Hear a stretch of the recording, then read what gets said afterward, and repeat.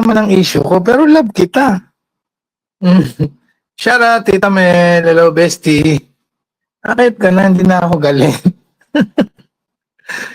Akit ka na, love. Sorry na. Sorry na. Sorry. Massage kita rin mo. Sorry. Akala ko, hindi tayo. Ako pa ba? Ako pa ba hiwalay sa'yo? Hindi totoo yun. Nag-init lang ulo ko, tinawag mo ate. Alam mo naman. Ayokong ginagalang yung putang ng ate mo na yan. Aanin natin yan sa buhay natin. Bubunduling ka lang yan. Love, kukuhanan ka lang ng pera niyan. Pinoprotektahan lang kita. Kukuhanan ka lang ng pera niyan. Yung hindi ko naman sinasabi na mauutukan niya. Pero magaling yan.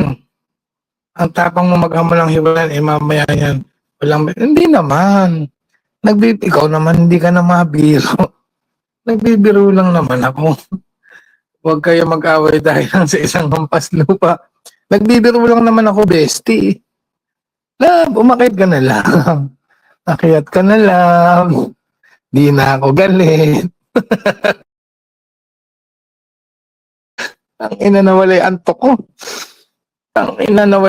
ko. Kaya lang naman ako nagalit, bestie. Tinawag niyang ate si Bundol. Si JTN. Putang inang Joan na yan. Yung puki ng inang Joan na yan. Gigil na gigil ako. Putang inang gusto mo ihampas sa lupa. Putang inang yan. Tang ina. Ito namang JTN, sorry Pao. Inuuto ka na, tingnan mo. Dito, inuuto ka. Ikaw ba naniniwala ka ba dito, love? Naniniwala ka ba dyan sa comment niya? Bait-baitan ng putang ina. Gusto ka lang perahan yan, love. Sorry, Pao. Busy ako sa Christmas party namin. I have to go. Salamat, Pao. Gago. Para ka din si idiot. Puro kayo bundol. Ang ina kayo. Naku, ewan ko sa Bill. Magkailangan natin si JT. Wala akong pakialam. Sabi ko naman sa iyo kagabi, nung nag-uusap tayo, buksan mo muna yung pinto para magkausap tayo mabuti. I-end ko yung live. Pagbuksan mo ako ng pinto. Sabi ko naman sa iyo, ipaintindi mo sa akin kung bakit natin kailangan si Joan at tatanggapin ko. Hindi mo naman sa akin na ipaintindi. Choose the lesser evil. Dapat maipakawan si idiot. Hindi yun. Pagbuksan mo muna ako ng pinto. Mag-uusap tayo.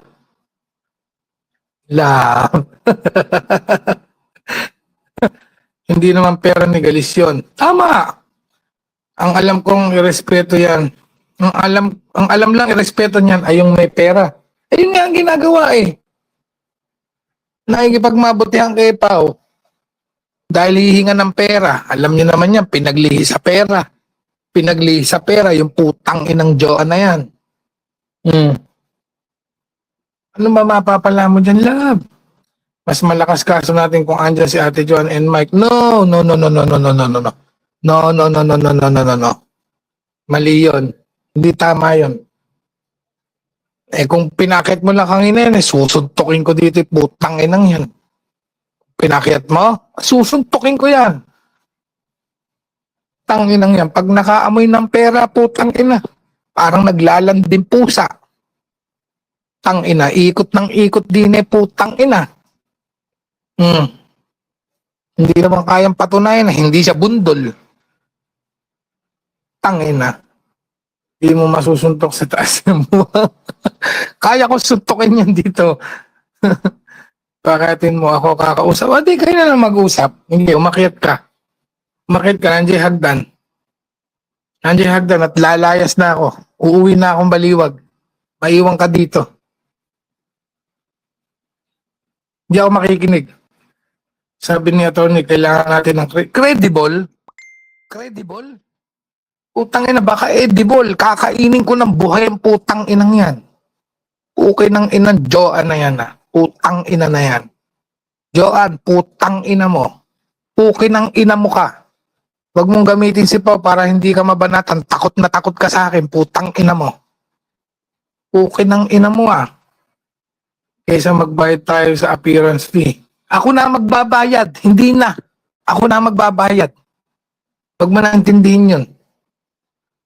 Huwag mo naintindihin. Nakaamoy ng pera, putang ina, kaya